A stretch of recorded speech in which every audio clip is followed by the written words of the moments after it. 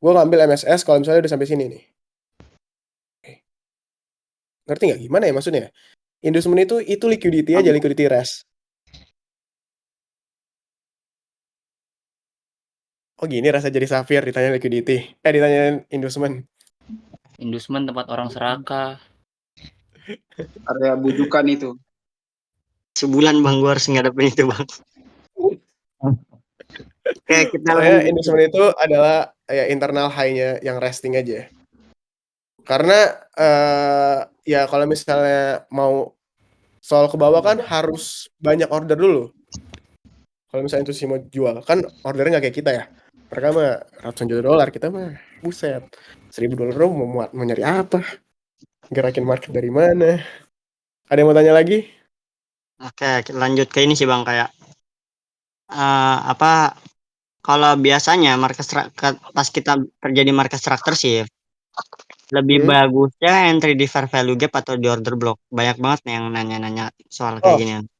bagusnya entry di fair value gap. Kalau misalnya kalian main di, kalau gue 1 menit ya, main di 1 menit, itu bagusnya entry di fair value gap, gitu.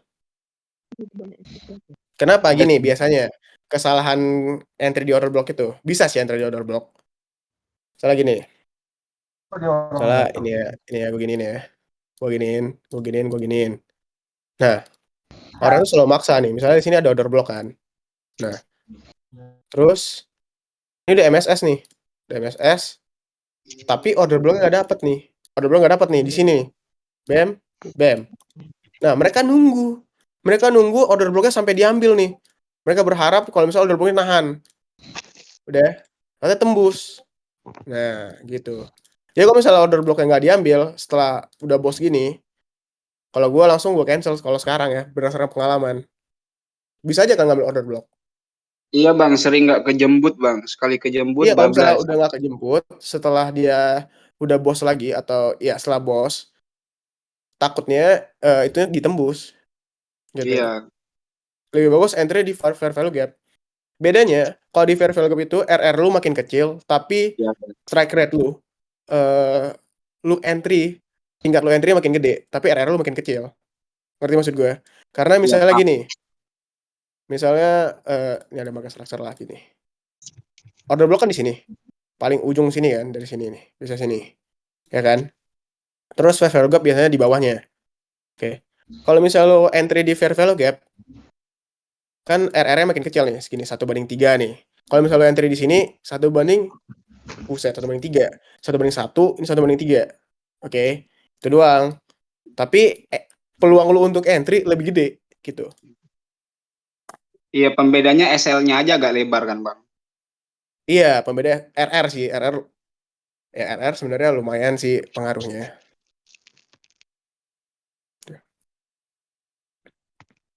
Ya, menggerus RR aja dia bang.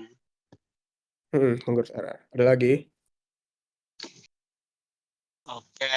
Nah, ini paling sering banget nih yang bingung masalah soal TP bang. Menurut lu lebih bagus fix RR apa patokannya liquidity?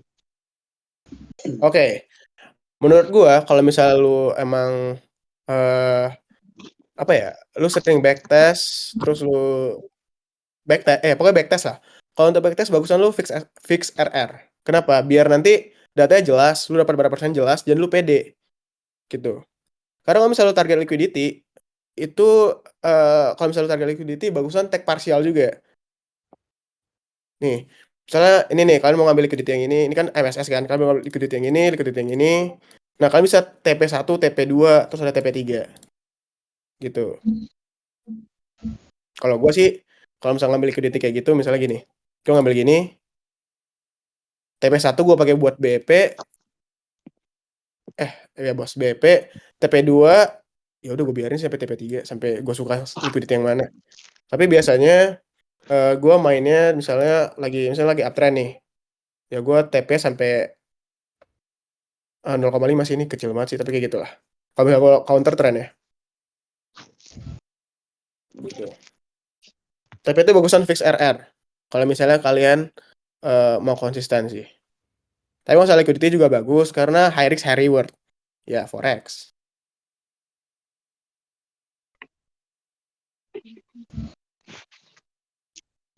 Coba ada lagi. Bang, dia Nah, kalau belum nge-swap liquidity tapi udah MSS gimana? Kalau nge-swap liquidity tapi belum MSS. Belum nge-swap Gimana tuh maksudnya? liquidity tapi udah jadi MSS. Eh,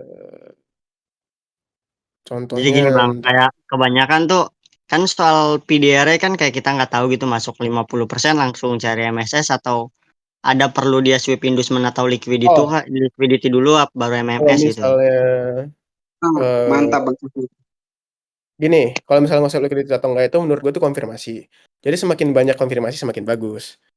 Ya, kayak gini nih. Tadi kan ini, tar gue mapping lagi dari awal deh. Tadi di mana sih?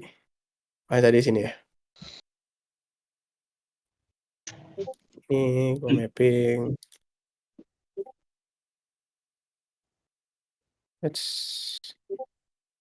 Nih, ini kan pas naik dia ada liquidity rest di sini, ada liquidity rest di sini, ada liquidity rest di sini, sini,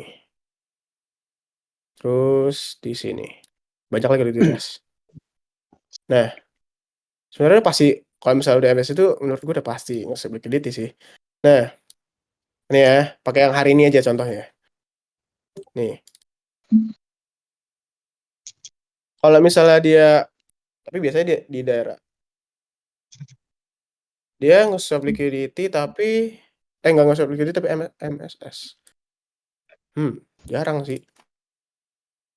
Kalau hari ini dia nge-swap yang ini, ya kan? Dia berusaha nge-swap yang ini, tapi nggak terjadi MSS kan?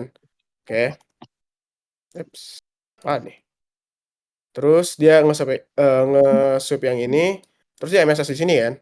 Nah, tadi kalau gua bilang ini BP di sini. Misalnya gua ambil entry nih, pakai mechanical gua, entry sini, SLA di sini, SLA di sini, terus TP di sini kan? Nah, tapi setelah 1/1 gua BP-in. Ya udah gua BP karena di sini bakalan balik lagi arahnya. Ya nggak apa-apa. Yang penting gua nggak ngilang duit. Terus kali lagi lihat liquidity-nya lagi nih. Nih. Ini ada liquidity tapi nggak ada MSS. Terus di sini ada liquidity tapi nggak terjadi MSS kan. Di sini ada liquidity terus terjadi MSS. Nih.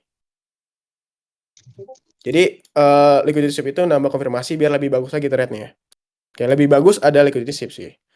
Mengenai Nih, lihat nih. probability aja itu. Nih, naik MSS kan? Udah. Ya, kalau misalnya kalian mau ngambil apa? eh agresif di sini, SLA di sini, terus 1/1 sini, BEP, kan bisa TP di sini. Nah, 1/3. Kalau gue sih agak-agak rada tolol, gue bisa 1/6. Tolol sih emang, jangan ditiru guys. Tapi TP Oke. juga ya 1/6. Nah gini lah. Nah, tolol guys, jangan ditiru. Tapi enak hari ini uptrend mulu ya. Iya Bang, Buat yang makanya nyari banyak MSS yang susah sih. berjudi. Apa? Banyak yang berjudi Bang ini Bang. Apa astaga naga. Ini kan, lihat nih price action ya. Ini uptrend. Ya udah kalian tinggal nunggu ininya MSS di sini. Nih. Kalian tinggal nunggu dia nih. Nah, MSS di daerah bawah sini. Nih. Ini uptrend buset, ini uptrend. Ada fair value gap. Nah, kalau bisa panjang kayak gini, kalian tinggal di 50% aja. 50%, kalian tinggal bayar di sini. Ini juga. Nih. Ini. Kalau di London enak sih nih. Nih, kalau di London ya. Kalau di sini lah. Sini juga bisa. Kalau misalnya di London, gue bakal trade kayak gini nih. Nah, kalau di London. Nih. Tapi sekarang jam 1. Price-nya nggak jelas. Satu banding tolol. Sabar, sabar. Nah gini, kalau misalnya ini price action yang terjadi di London, gue bakal ngambil trade kayak gini. Atau di New York, kayak gini. Tapi ini kan bukan London, jadi ya jangan trade lagi guys ya. Sekarang kita main di M1. Oke, gitulah. Ada lagi yang mau tanyain? Nah, sekarang ini Bang, ini inti dari trading nih.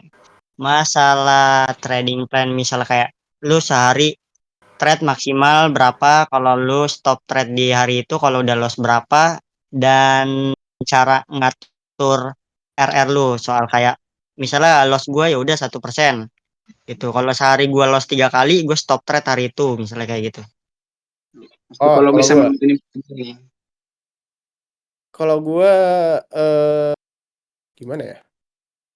Gua sehari bisa trade banyak.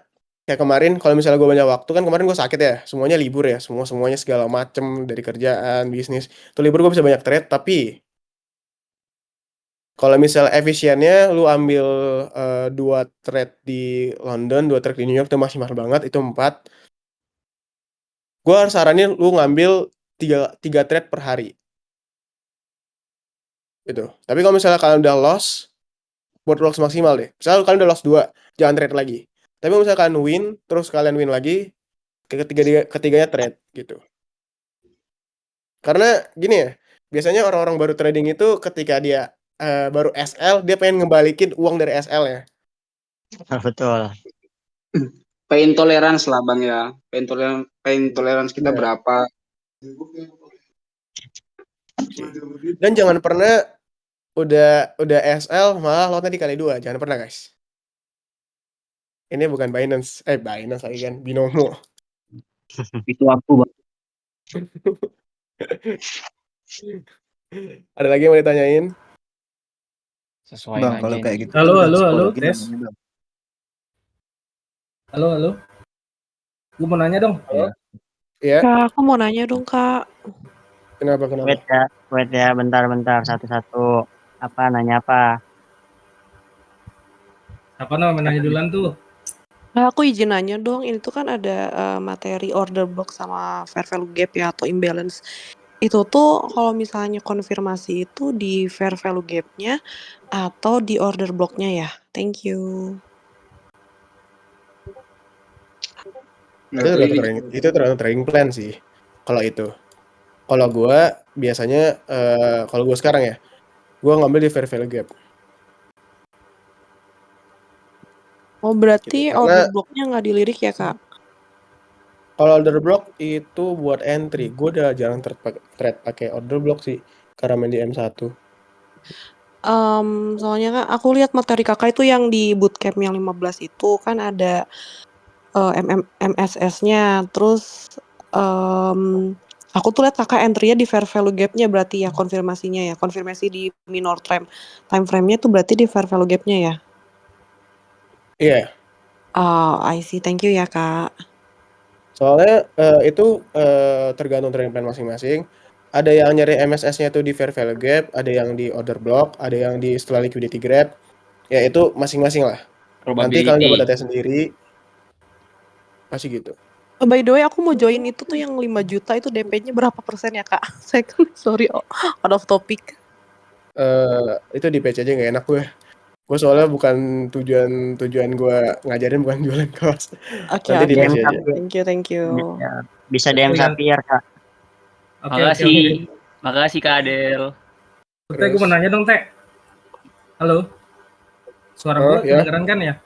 Teh, lu kalau misalnya trade itu untuk nentuin daily bias, itu lu gimana ya? Apakah lu per hari itu apakah lu nentuin udahlah gua trade daily bias aja nih, pasang RR tinggi lah, targetin liquidity daily-nya di mana, atau lu memang seperti yang sudah ya, lu trade per session aja gitu? Maksudnya itu gimana sih? Gue kayak tadi gue bilang, gue di 15 menit. Nah, itu kan dalam satu hari kan pasti ada major movement-nya kan. Kadang kan bahkan ada ya MSS, dibalas MSS kan dalam satu hari itu kan. Nah, cara menentukan daily bias yang ibaratnya apa ya, yang presisi atau akurat gimana ya? Ada tips and triknya nggak? Oh, tadi bukannya udah ya? Jadi ini maksud dia kayak bingung gitu Bang. Cara kita udah nentuin bias bagusnya buat kayak kadang kan dibalas market structure gitu kan. Dari London ke New York itu kan beberapa case kan ada MSS dibalas MSS kan. Karena London geraknya ke atas, New York malah reversal kayak gitu kan. Nah, itu kan daily bias-nya itu gitu. Tunggu. Gua nggak nangkep nih. Jadi kalau gua bias itu di 15 menit. Karena gua biasanya trade itu di London kan. Oke. Gua New York tuh jarang, jadi gua pakai biasnya bias 15 menit. Misalnya di 15 menit terdekat misal dari 4 jam sih, tapi ya 15 menit lah gua ajarin di sini. Kalau dari 4 jam panjang banget karena ada eksternal, internal, terus ada fractal. Tapi dari sini pakai yang 15. Di sini nih. Gua ulangin lagi ya cara gua mappingnya. Jadi tadi gua bilang ini kan baru MSS. Nih, ya ini baru MSS. Di sini ya. Mana sih? Ini terus ini ya bisa news dibalas news. Terus ada internal di sini. Oke. Nah, terus ini ada bisa kalian tarik Fibo-nya di sini.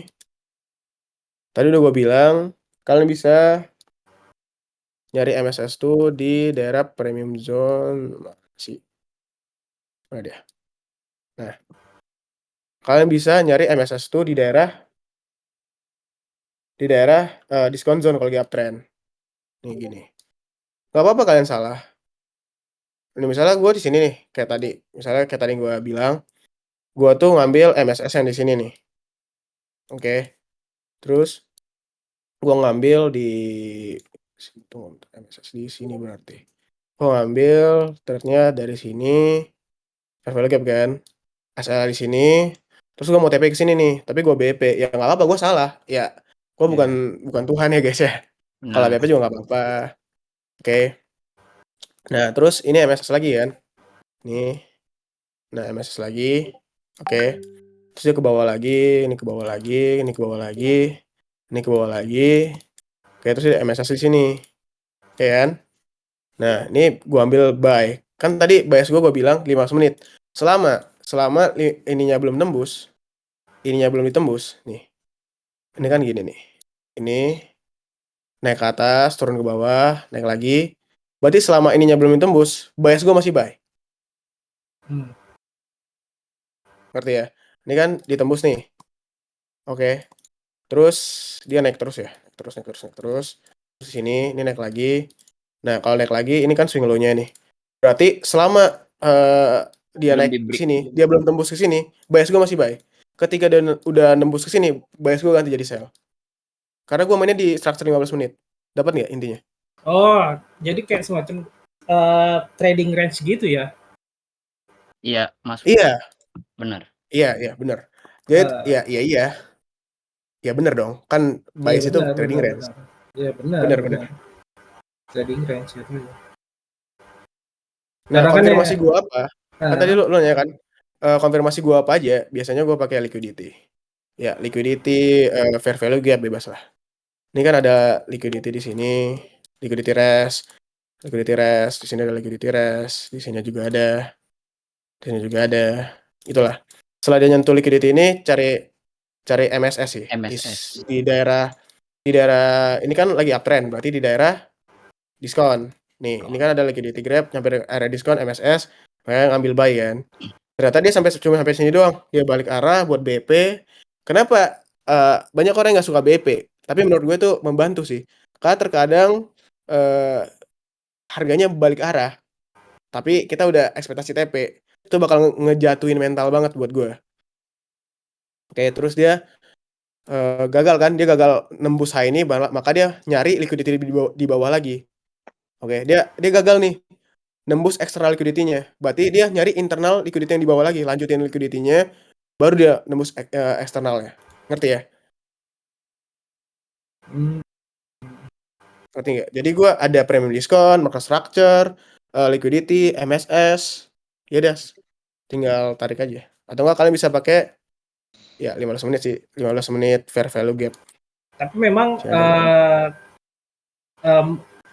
manipulasi itu kayak semacam tadi kan kasus di XAU kan ada manipulasi itu liquidity gap langsung harga push higher kan, langsung terbang kan. Nah kita nggak bisa antisipasi itu ya. Oh itu kayak news tuh deh. Iya itu news, memang news. Ya kalau news gue nggak main. News. Karena kan Kalau news memang gue nggak kejadian main. sering begitu kan. Memang manipulasi. News gue nggak main sih. Oh, XAU gue udah lama banget ya. Buset, gue udah lama banget gak main XAU. Gila tuh, lu lihat tuh kan. Kayak gitu kan. Nah, ini news ya? Di sini ada news Iya, ya? itu news. Ya Langsung kalau bos misalnya yang news, hire kan ya. order ya. Kalau dari setupnya Bang Yuti belum tuh. Tunggu ini. Break. Tapi itu break pakai week kan, Bang? Iya sih. Tapi Itu nggak valid MSS dong. Jadi kalau dari M15 mah cuma week itu. bermacam-macam ya. Jadi memang dia cuma kayak liquidity grab doang buat manipulasi. Kritik Grab. Iya kan? Tuh di M15 cuma week doang loh itu. Week doang ya? Iya kan? Misalnya tunggu bentar. Gue udah lama gak main XAU. Bentar ya guys ya. Naik, turun. Tuh. Gue ngambil premium discount zone dulu ya. Set. Terus beri ke bawah, ke atas.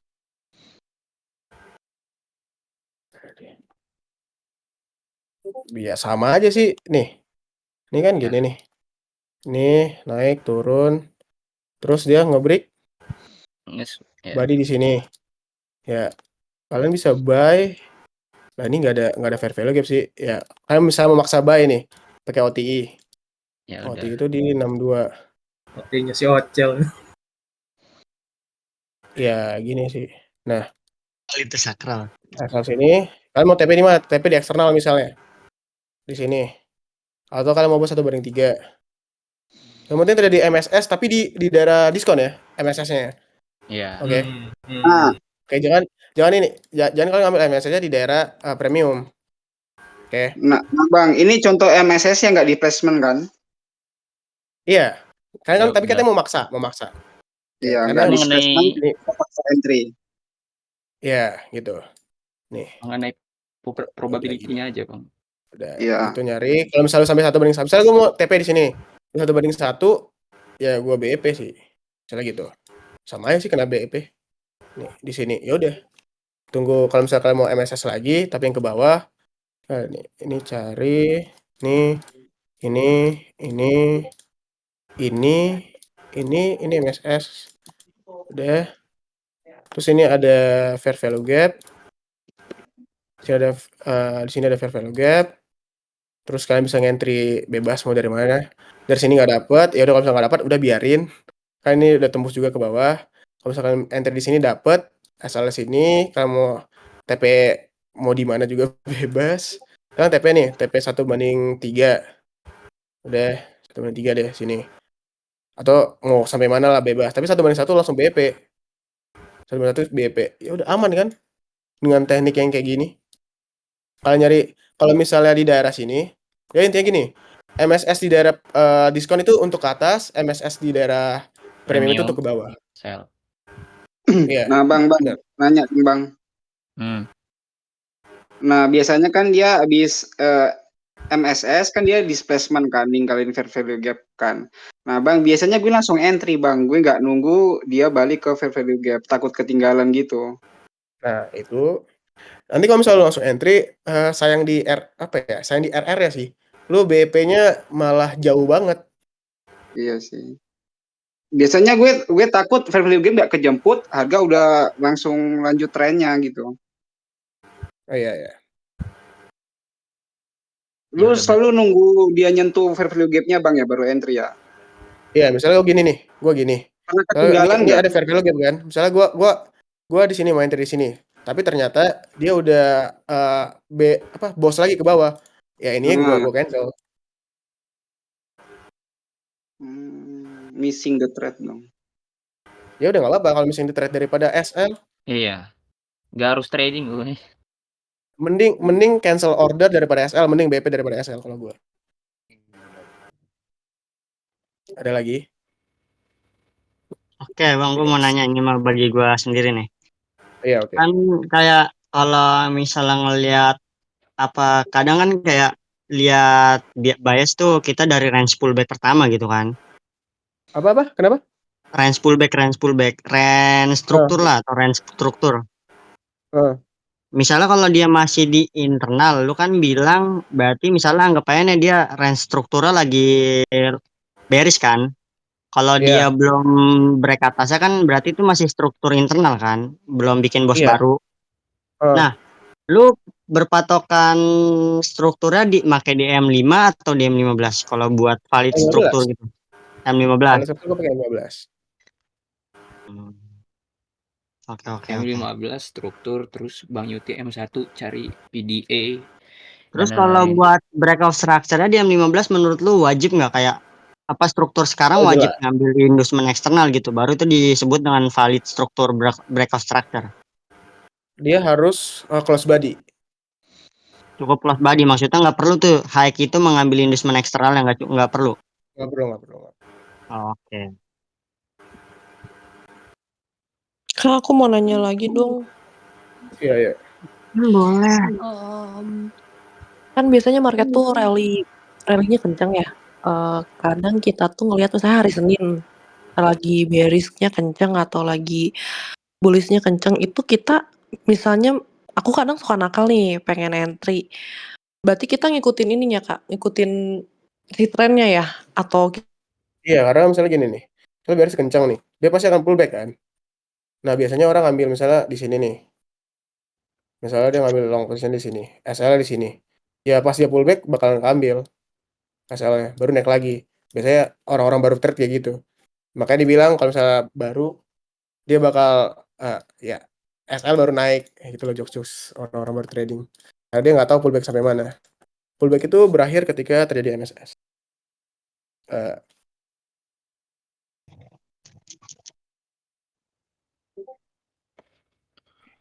Karena udah malam, ini bisa kita selesaiin nggak? Oke, bisa. Boleh. Thank you, Bang. Boleh Bang Yuti. Cukup lah intinya inducement liquidity kau Bang ya. Iya. Ya udah, thank you guys. Terima Thank kasih you juga, teman-teman Thank you, yang udah join. Terima kasih guys. Bang. Ya, Wah, thank you. jadi jelasin kan Bang. Thank you Bang, thank you. 166 orang Bang Yuti pick-nya tadi. Makasih Bang. Thank you. Time high. Thank you. Udah.